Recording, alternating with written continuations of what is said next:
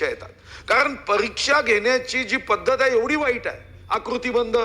मग आकृती बंधानंतर अध्यक्ष महाराज बिंदू नामावली नंतर अध्यक्ष महाराज मग वित्त विभाग त्याला परवानगी देईल, मग नियोजन विभागाची परवानगी घेईल। ही जी काही पद्धत आहे ना, ती आशिष शेलार साहेबांसारखा मंत्री 1001% बदलू शकतो।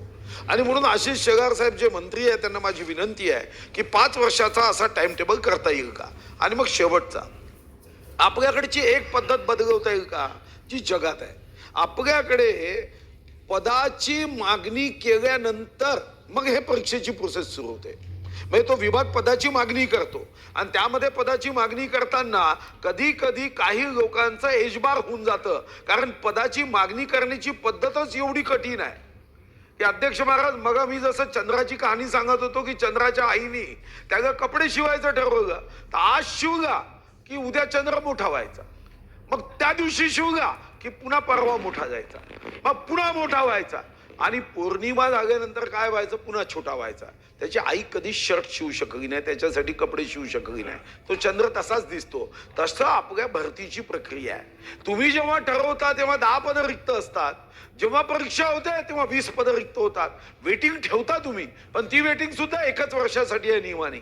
आणि म्हणून सर्वंकष या परीक्षा पद्धतीचा बदल करणं आवश्यक आहे। आणि मी प्रश्न विचारलाही नसता, पण तुम्ही इतकी उत्तम आणि सकारात्मक उत्तर देत होता, तर माझ्या मनात विचार आला की या महाराष्ट्राच्या सारा तरुण शक्तीचा जागर या निमित्ताने माननीय मंत्री महोदय करू शकतात। आणि ही युवा शक्ती आहे, उठ तरुणा जागा हो, आशिष शेलारच्या मागचा धागा हो, हा आता आपल्याला करता येतो।